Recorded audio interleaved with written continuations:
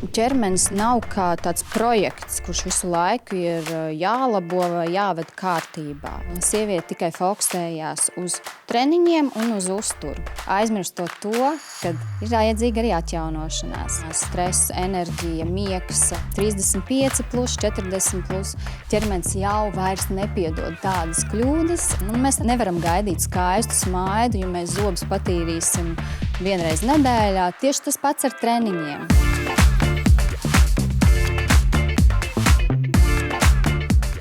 Sveiciens visiem skatītājiem. Mans vārds ir Lauris Zalants. Mēs turpinam runāt, diskutēt, iztirzāt tēmas, parunāt par sporta pasauli. Citreiz varbūt paskatoties no tādiem virzieniem, kur šķiet, ka šis ir superrets varbūt temats vai virziens, kā sportu varētu pacelt sarunu līmeni un iztirzāt varbūt no kaut kāda mazliet cita skata punkta.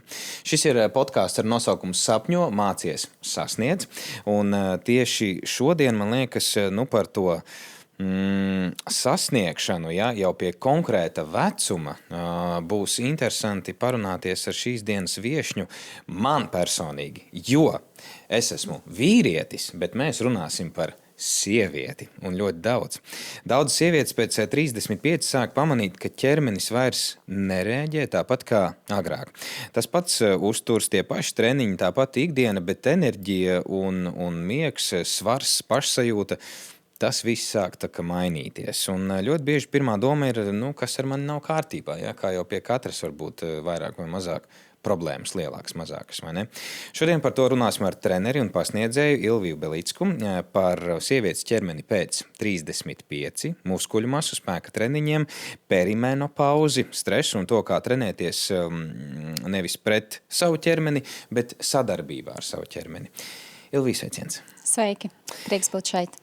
Paldies, ka esat atnākusi. Tāda delikāta tēma, es teikšu, vēl jau vairāk arī man runāt par šādām te lietām, bet es ļoti novērtēju un priecājos, ka mēs par to arī varēsim mazliet padiskutēt. Tātad sievietes veselība pēc 35. Pirmkārt, sākumā noteikti jāpajautā, kāpēc jums personīgi ir svarīga šī tēma un vai tiešām viss ir tik traki, kā es aprakstā arī stāstīju? Traki tas noteikti nav, un tas viss ir, protams, nelabojams, bet to visu var koriģēt, un par to arī mēs šodien parunāsim. Un kāpēc man varbūt tas ir aktuāli, jo es pati jau pārkāpu šo gadu slieksni 35 plus jau, un arī es teiktu, lielākā daļa man klienti ir šajā vecumā, un bieži vien šīs sievietes nāk ar ļoti līdzīgiem jautājumiem, ļoti līdzīgām problēmām, ja to var tā teikt. Un tāpēc, manuprāt, šī tēma ir jāaktualizē un par to ir jārunā. Un nav tā, kad nosinot 35. jubileju pēkšņi nākušā dienā viss ir pilnīgi savādāk. Ja? Bet lēnām, pamazām tas tomēr ir tas tāds nogrieznis, kurā sievietes sāk izjust kaut kādas pārmaiņas, kas ilgtermiņā noved pie dažādām izmaiņām mūsu ķermenī.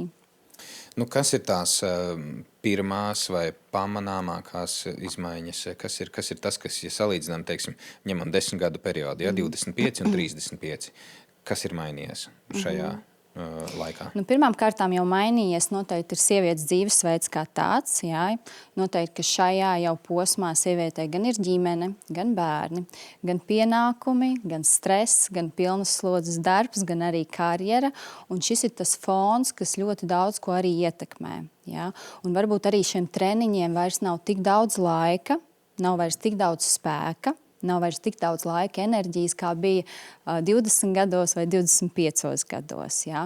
Un to arī ķermenis sāk parādīt uz sevi, kad šīs izmaiņas sāk notikt. Un varbūt it kā tu varbūt dari vienu to pašu, ko tu darīji 20 gados, 25 gados, bet tas ķermenis vairs tā nereaģē un nedod tādu to pozitīvo efektu kā agrāk. Vai, piedodiet, ja tas ir stulbs jautājums, bet vai vīriešiem ir līdzīgi?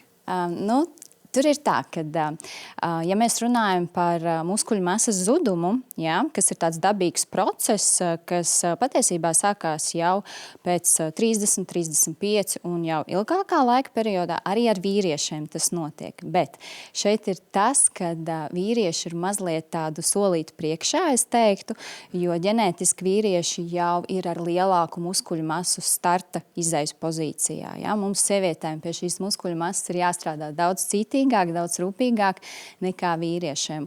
Un tāpat es teiktu, arī hormonālās izmaiņas vīriešus neskar tik ļoti, kā tās skar sievietes. Ja? Tieši progesterona līmenis, kas jau var samazināties sākot no 30 gadiem, tāpat estrogēna līmenis, kurš tieši arī ļoti atbild par spēka, par muskuļu masas izmaiņām ķermenī. Jā, vīrieši ir mazliet priekšroka viņiem salīdzinot ar sievietēm, ja mēs runājam par spēka treniņiem un muskuļu masu. Jā.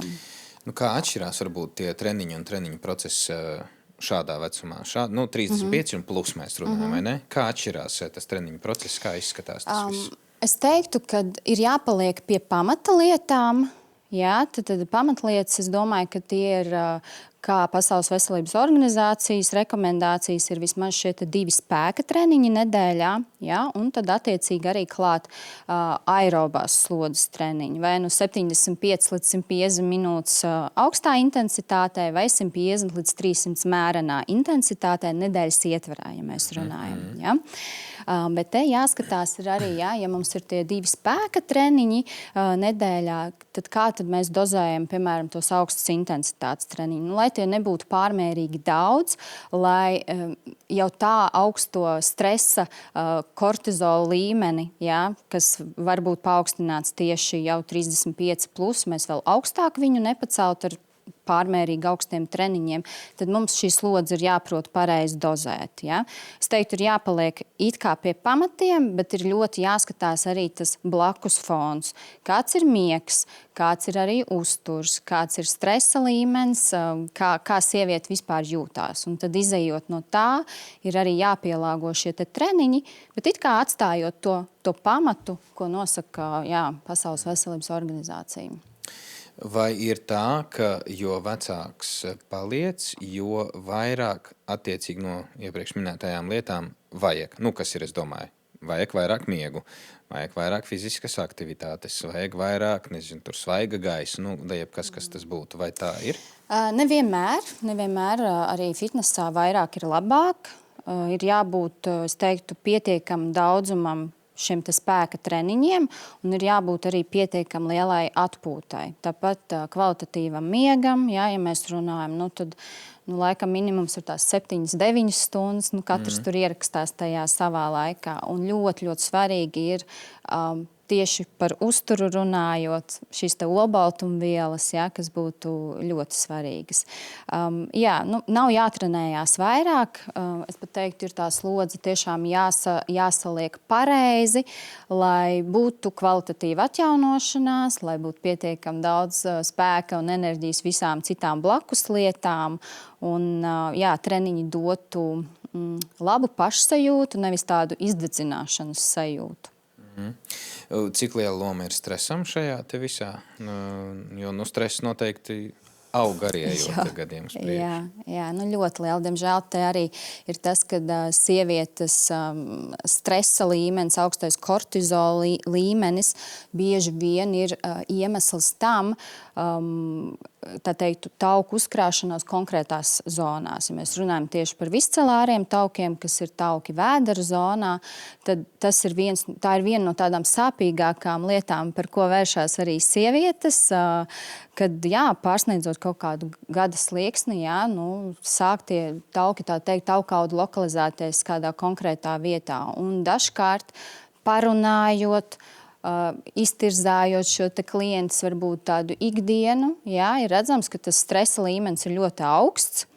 Tad tiek pielikt ļoti augsts intensitātes treniņi, kas vēl vairāk iedod stresu organismam, un tad tas dod to rezultātu nevis pozitīvu, bet tieši pretēji, vai paliekam turpat, vai vēl pat sliktāk. Vai ir iespēja tā kā noķert, teiksim, to, es nezinu, vai situāciju, vai vienkārši laiku kā tādu noķert un es pat nezinu, iepauzēt, iebremzēt, tā kā to momentu, kas ir 35, it kā ir tas noteiktais slieksnis, kad te jau sākas beigas. Tu tā kā noķer, tu sāc. Tas nozīmē, ka ir jāsporto visu dzīvi. Ja kaut kādā, tas nav tā, ka tu pēkšņi sasniegs 35, es tur ielekšu, tad man ir pienācis 35, es sākšu trenēties, viss būs kārtībā, izlīdzināsies. Tātad ir jāpaspēj noķert jau tas laiks kaut kurā brīdī, vai ne? Es teiktu noteikti, jā, kad ieguvējas un ieguvēji būs visi tie, kas ir sportojuši jau sākot varbūt no 20 gadiem, vienkārši būs jau tā bāzīte ļoti laba. Un ja kaut kādā brīdī, nezinu, izkritīsiet no tā sporta režīma vai no tā sporta grafika, ja, jūs ķermenis daudz ātrāk atgriezīsies un spēs atkal atgūties un iegūt ļoti labus rezultātus nekā tie, kas sāks varbūt no 0, 35 gados vai vēlāk. Ja. Jā, priekšroka noteikti būs ilgtermiņā tiem, kas ir ilgāk sportojuši un regulāri trenējušies un nav to darījuši varbūt kampaņa veidā. Ja? Jo, kā mēs zinām, lai būtu rezultāts, ir kaut kas jādara regulāri un tas pats arī attiecās uz treniņiem. Vai sievietēm sasniedzot vecumu 35 plus, vai, teiksim, mājas apstākļos tu vari sākt no nullītes trenēties, lai uzlabotu formu, lai uzlabotu pašsajūtu, vai tomēr ir jāmeklē jau kaut kāda palīdzība ārpusē, kas ir treneris, piemēram? Te ir jāizvērtē tas tiešām, lai mana filozofija ir par to, ka treniņiem ir jābūt pieejamiem jebkuram cilvēkam. Neatkarīgi no tā, pirmkārt, no dzīves vietas vai no apstākļiem, kur var trenēties. Ja? Vienam būs ērti aizbraukt uz sporta zāli, viņš to gribēs, tā būs izraušanās, viņam, tā teikt, varbūt tāda iziešana no mājas rutīnas. Savukārt kādam tas ļoti sarežģīti būs, ļoti, ļoti grūti, un tad varbūt tie mājas treniņi pat ir tiešām ļoti laba opcija. Rezultāts var sasniegt vienlīdz labus, gan strādājot mājās, gan arī trenējoties sporta zālē. Un par to arī bija, ja es varu tā iestarpināt, mans bakalaura darba pētījums, kuras salīdzināja treniņus online platformā ar klātienes treniņiem tieši sievietēm, tieši saistībā ar ķermeņa kompozīciju, un rezultāti bija ļoti līdzīgi. Ja? 2 mēnešu periodā bija izmaiņas ķermeņa kompozīcijā vienlīdz labas, gan trenējoties mājas apstākļos, gan arī trenējoties sporta zālē. Ja? Un šeit ir jāsaprot, kad mājās, ja mēs trenējamies, arī ir jāatrod tad vai kāds speciālists, kas iedod kādu plānu vai parāda, ja, vai demonstrē vingrinājumus, lai nav tā, ka ir vienkārši paķerti no nezinu kurienes, ja, vingrinājumi un tad sākts kaut kas darīt. Abās pusēs, gan sporta zālē, gan mājās, varbūt ir jābūt tādam, trenerim, kas iedod tās vadlīnijas, vismaz ar ko sākt. Un tad jau, ja jūtās gana drošs klients, viņš pats var patstāvīgi darboties ilgtermiņā un sasniegt vienlīdz labus rezultātus. Un kas ir ar to uzturu, teiksim? Tur arī pašmācības ceļā ir iespēja apgūt to visu, vai arī kaut kāds uzturu speciālists ir jāmeklē? Uzturu speciālists noteikti būs vajadzīgs, ja ir kādas varbūt veselības problēmas vai tiešām svaru ir ļoti grūti zaudēt, ja tas ir nepieciešams veselības ietvaros. Bet treneris var sniegt tādas rekomendācijas. Ja? Un šeit ļoti daudz tiek runāts arī mūsdienās par šo te olbaltumvielu nozīmi uzturā, bet patiesībā tas ir ļoti, ļoti svarīgi un sievietēm ļoti nepieciešami. Arī vīriešiem, ja? Ne tikai sievietēm. Un, tad, treneris var pārunāt ar klientu šo, un dot tās rekomendācijas, kad vismaz kā minimums, es teiktu, no 0,8 gramiem uz 1 ķermeņa kilogramu līdz pat 1,2 vai 1,5 gramiem olbaltumvielu vajadzētu uzņemt. Un, ja mēs tā runājam, tad varbūt vienā maltītē tas būtu vidēji 20 līdz 25 grami olbaltumvielas ēdienreizē vajadzētu uzņemt, jo tas būs tāds papildus elements, kas dos to pozitīvo efektu tiem spēka treniņiem, jā, un arī nodrošinās to ķermeņa kvalitāti ilgtermiņā. Nu, mēs šobrīd tā runājam, tā kā, liekas, ka 35 un tāds jau bubulis, tas ir bezmaz vai, ja? Bet, tā tīri globāli, kas ir tas, kas ir līdz ar 35, varbūt šur tur ātrāk, šur tur vēlāk, bet kas ir tas globāli lielais, kas mainās tajā mirklī, vai kam ir jāpievērš lielāka uzmanība? Kas ir tie lielie kaut kādi topiki, komponenti, kam ir jāpievērš šobrīd mazliet lielāka uzmanība nekā iepriekš? Te jau ir tas, ko jau es iepriekš minēju, ja? Tad sākās hormonālās izmaiņas sievietes organismā, ko sauc par perimenopauzi. Nav tā, ka tas ir tieši pārkāpjot 35 gadu slieksni. Tas var būt arī periodā no 40 līdz pat 50 gadiem vai kādai vēl vēlāk, bet tā ir tā saucamā perimenopauze, kad mainās tiešām šis te hormonālais fons, sākās muskuļu masas un spēka zudums, jā, un viena gada laikā tie ir vidēji 0,5%. Jā, un tad, ja pareiķinam jau pa 10 gadiem, cik procenti jau tas, tā teikt, salasās. Tāpat šis te stress, šis te miegs, šī te atjaunošanās, arī atjaunošanās vairs jau nenotiek tik raiti. Jā. Un tas ir tas, ko es pati sāku sajust uz sevi pēc tiem 35, kad, es tā kā vairs nevaru tā trenēties katru dienu. Jā. Es sāku just, kad man ķermenis prasa mazliet ilgāk šo te atjaunošanās posmu. Un tas arī bija tas signāls, ka man nācās to savu treniņu plānu, savu treniņu nedēļu mazliet pielāgot, lai man būtu enerģija, lai man būtu spēks kvalitatīvi trenēties. Ja? Būtiski ir tas, kad mainās šis te hormonālais fons, spēks, muskuļu masa, arī vielmaiņa var palikt arī mazliet lēnāki. Ja? Un tad ir tas, ko bieži arī sievietes saka, es īsti neko neesmu mainījusi, es ēdu to pašu, es trenējos tikpat, cik trenējos varbūt tur pirms 5 gadiem, bet man nāk klāt svars, un tas ir tas, kas arī notiek ar sievietēm, kad pat gada laikā var šī vielmaiņa samazināties uz 250 līdz pat 300 kalorijām. Ja? Sieviete var trenēties tāpat, ēst it kā to pašu, bet nemanot pa gadu var pienākt 2 kilogrami. Un man pat ir bijis gadījums, kad sieviete atnāk, viņa neko nav mainījusi, bet viņai pa gadu ir klāt 8 kilogrami. Un tad ir tas izmisums un tiešām tā nesapratne par savu ķermeni, kas notiek. Un bieži vien sieviete tikai fokusējās uz treniņiem un uz uzturu. Aizmirstot to, kad ir vajadzīga arī atjaunošanās. Kāds ir tiešām šis stresa līmenis. Ja? Tāpat atjaunošanās, stress, enerģija, miegs, tās visas komponentes jau, es teiktu, tajā vecuma posmā ir vēl svarīgākas nekā 25 gados, kur mēs varējām paballēties, negulēt, mēs varam aiziet uz treniņu, mēs jūtamies superenerģiski, mēs ātri atjaunojamies un varam pagrēkot ar uzturu, ja, un pēc tam nedēļu varbūt pasēdēt uz kādas diētas, un mēs atkal iegūstam iepriekšējos rezultātus. Tur 25 gados ķermenis piedeva vēl tādas kļūdas. Šeit jau 35 plus, 40 plus ķermenis jau vairs nepiedod tādas kļūdas, un ilgtermiņā tas tiešām jau noved pie tādiem rezultātiem, ko bieži vien mums nepatīk redzēt spogulī, un uz svariem varbūt arī. Noteikti ļoti neatņemama sastāvdaļa ir mentālā pasaule, vai ne? Tas, kas notiek prātā, galvā, par sevis kaut kādu motivēšanu, varbūt runājot un tā.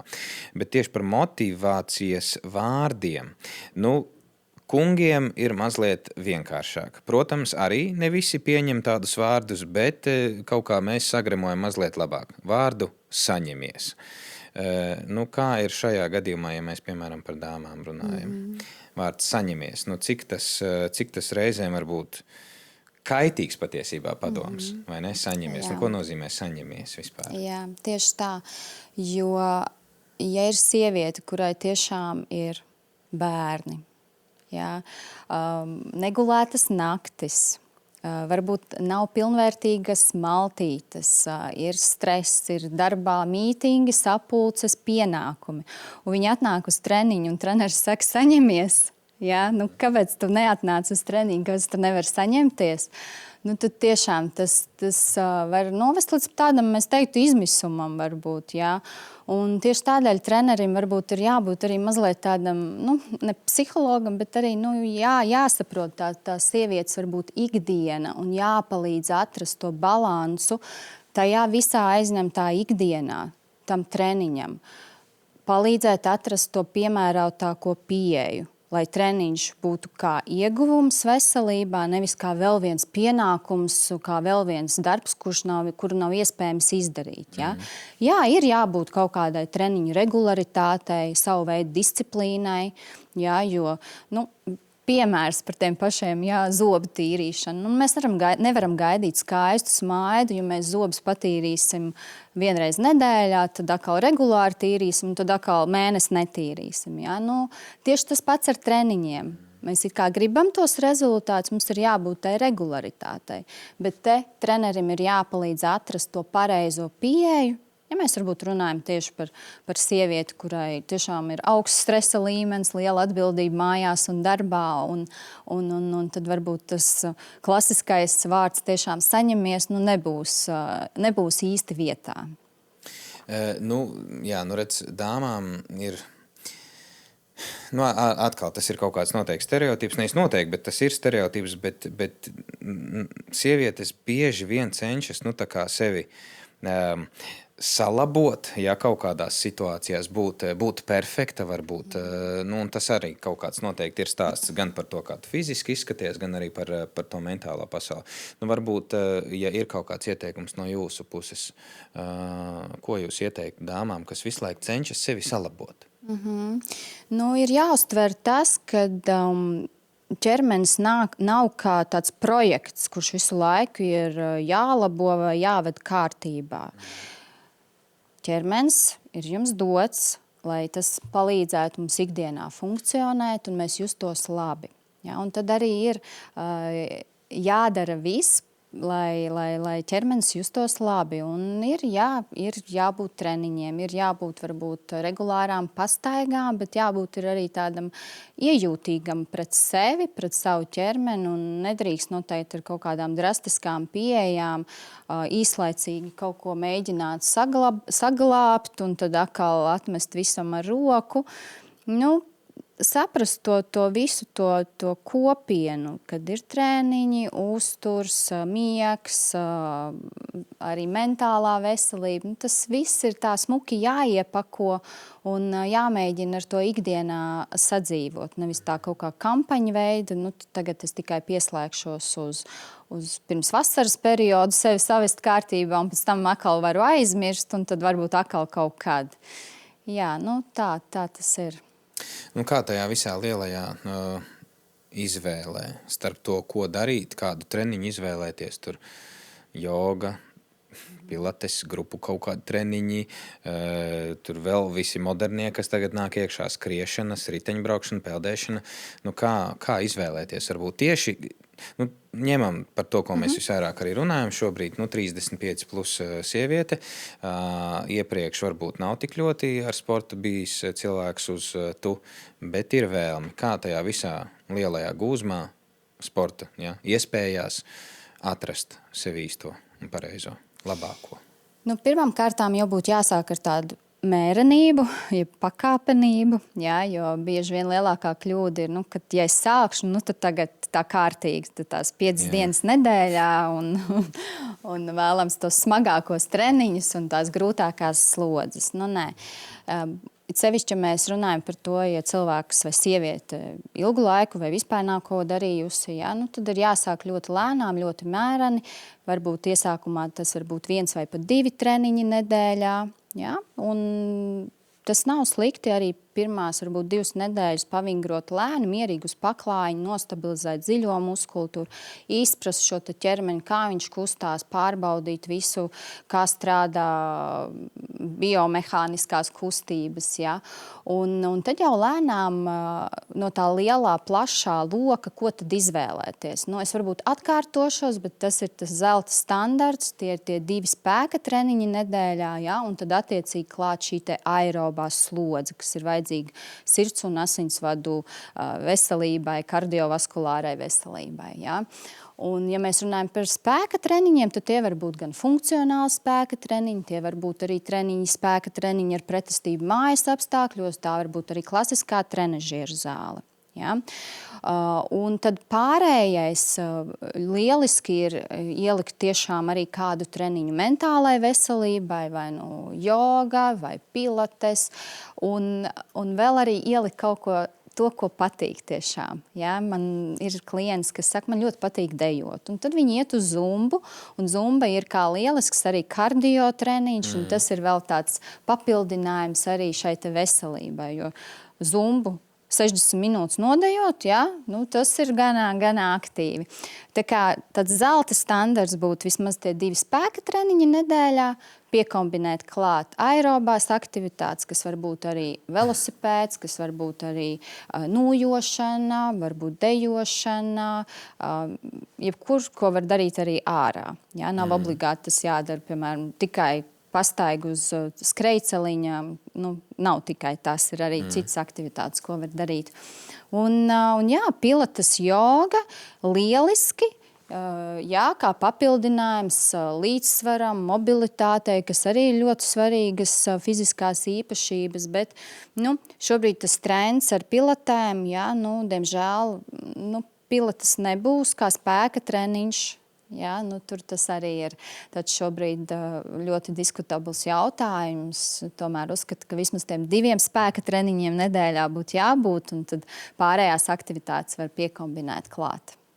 Kā ir ar sporta uzturu šādā vecumā un sievietei? Jā, nu tas arī ir jautājums, ko droši vien daudzi jautā, kā tad tur ir ar to proteīnu uzņemšanu, un vai obligāti tas kokteils jāizdzer pēc tā spēka treniņa. Nu, es parasti saku, ja ikdienā jums izdodās uzņemt pietiekamā daudzumā šīs olbaltumvielas, nu, tad nav obligāti tas proteīna kokteils vajadzīgs. Ja jums viņš garšo, jūs viņu gribat kā uzkodu, droši varat integrēt. Ja? Par sporta uzturu kā tā es īsti nesniedzu rekomendācijas, jo pie manis trenējās vairāk, es teiktu, tādi vidusmēra cilvēki, ja, kas nav uz sportiskiem rezultātiem, ja, tur ātrāk noskriet, vairāk pacelt. Parastam vidusmēra cilvēkam noteikti tas nav obligāti vajadzīgs, lai viņš sasniegtu kaut kādus mērķus. Ja mēs runājam jau tur par sportistiem, nu, tad tur ļoti strikti būs kaut kādas uzturvielas, papildus līdzekļi, kas būs vajadzīgi. Nu, mēs diezgan daudz tagad no klienta puses ieskatījāmies tajā visā pasaulē. Kas mainās treneriem? Kad ir jāstrādā, teiksim, ar cilvēku, 35 plus ņemam. Kā tas mainās viss no trenera perspektīvas, ja strādāt ar jaunāku un varbūt nedaudz pieredzējušāku cilvēku, dzīves pieredzējušāku? It kā jau tas klasiskās vadlīnijas nemainās. Ja? Nu, tie 2 spēka treniņi nedēļā, ja mēs runājam. Un šeit varbūt būtu vairāk jāpasako līdz intensitātei. Kāda ir treniņa intensitāte? Ja? Nu, un arī kā noris atjaunošanās, kāds ir pulss. Ja? Tur trenerim var palīdzēt dažādi šis vietpulksteņi, ja klientam viņi ir, viņš var pasakot līdzi, kā atjaunojās pēc slodzes, kā sirdsdarbība, vispār kādā zonā mēs strādājam. Varbūt klients visu laiku atrodas sarkanajā zonā, un tad tas kortizola līmenis pēc treniņa ir vēl augstāks. Ja? Pamati paliek, bet ir, es teiktu, vēl vairāk varbūt tiešām jāiedziļinās tajā pašsajūtā, kā klients atjaunojās, kā viņš izpilda vingrinājumus, ja? Jo, varbūt ne pēc 35 plus, bet es teiktu jau pēc 50 plus ir sievietēm arī izteikts līdzsvara problēmas, ja? Ir grūti veikt dažādus vingrinājumus, nepieturoties, ja iepriekš tas nav veikts. Un, tur ir jāpielāgo gan varbūt vingrinājumi, gan jāatvieglo slodze, gan jāpiemeklē piemērotākais variants.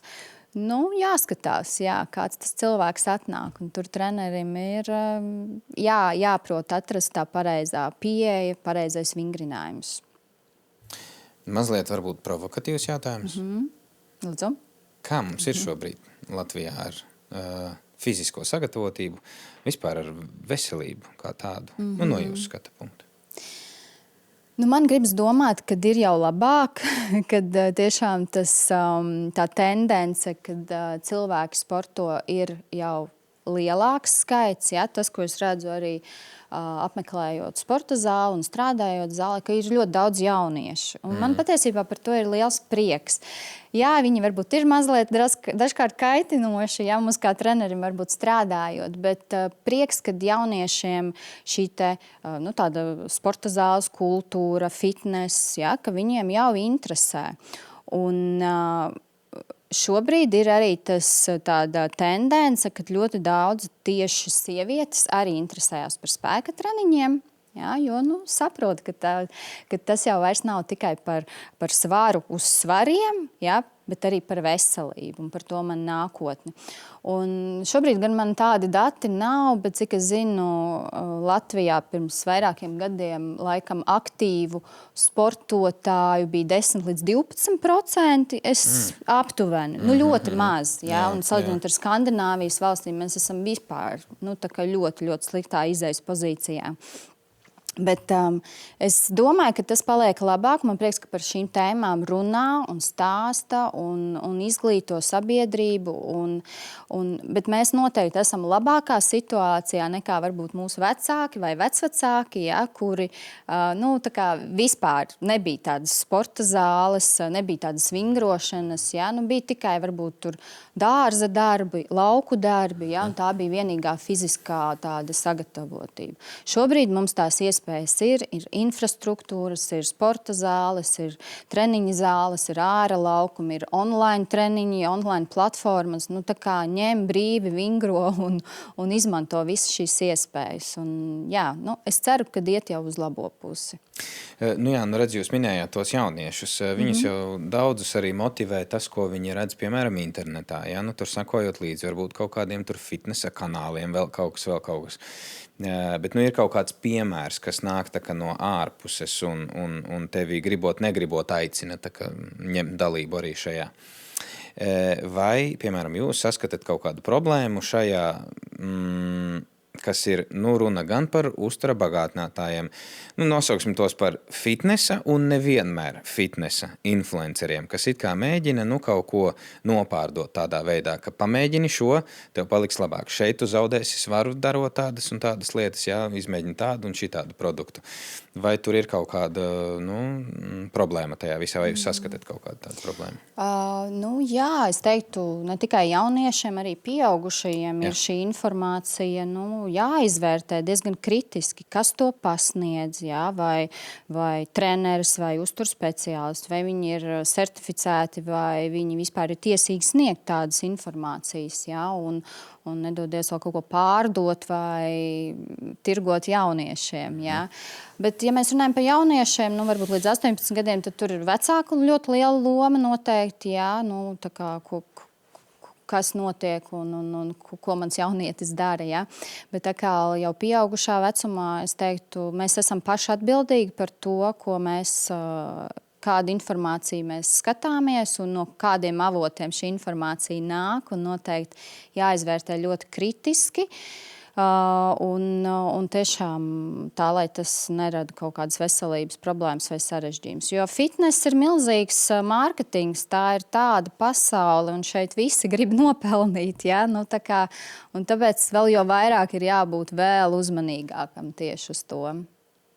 Ja tagad būtu jums iespēja aicināt un pateikt varbūt sievietē pēc 35, 40, ka ir vērts ņemt dalību šajā visā lietā, kā jūs to darītu? Kā jūs aicinātu varbūt sievieti?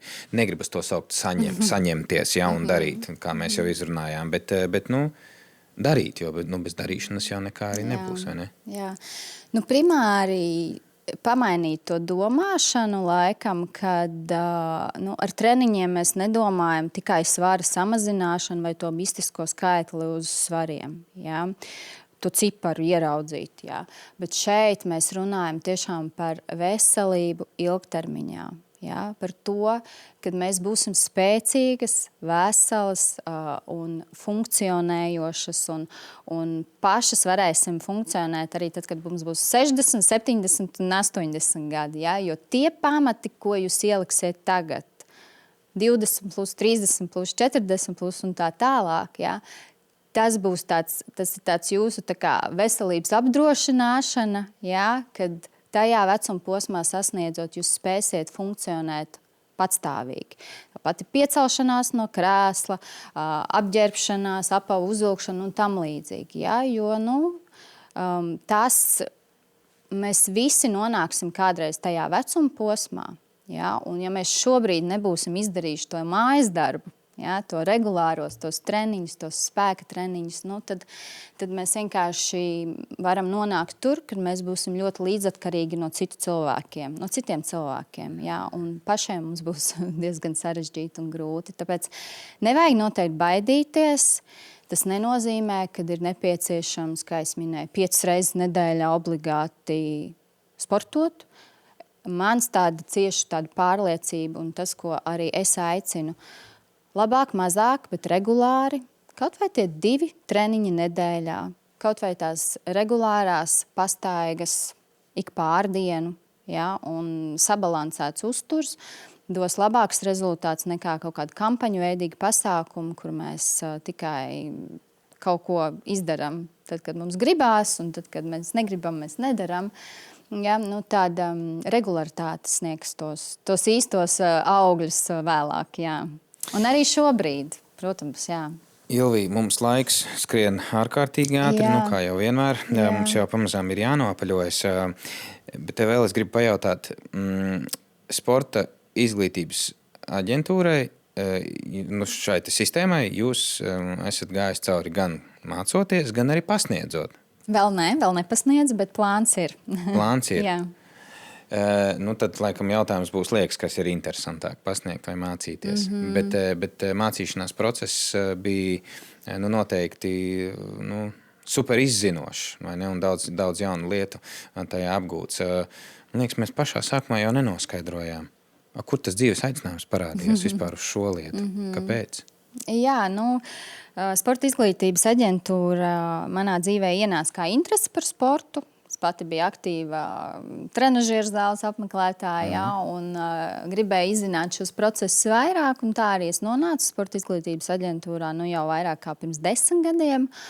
Un tad, kad ja tev par kaut ko degas sirds un acis, tad tu saproti, ka dzīvē ir jāspēr nākamie soļi, ir kaut kas jāmaina. Un tā es arī nonācu no vingrotāja jau par treneri. Papildus vēl izglītojos Rīgas Tradiņu universitātē, vēl iegūstot bakalaura grādu arī veselības sportā. Un šeit es esmu ar vairāk kā 10 gadu pieredzi, jau ne tikai trenējot citus, bet arī izglītojot jaunos topošos trenerus, kas ir milzīga atbildība, milzīgs izaicinājums, bet es teiktu, ka tas ir ļoti vērtīgi. Un man prieks, ka es varu to sniegt un dot arī šīs savas zināšanas, gan savu uzkrāto pieredzi jau jaunajiem studentiem, jaunajiem treneriem, topošiem. Ilvija, milzīgs paldies liels par ciemošanos mūsu podkāstā. Laikam jānovēl uz atvadām, lai arī jums nepietrūkst tās kustības, dodot tālāk zināšanas pārējiem, arī atcerēties pašai par sevi. Jā, tieši tā. Milzīgs paldies.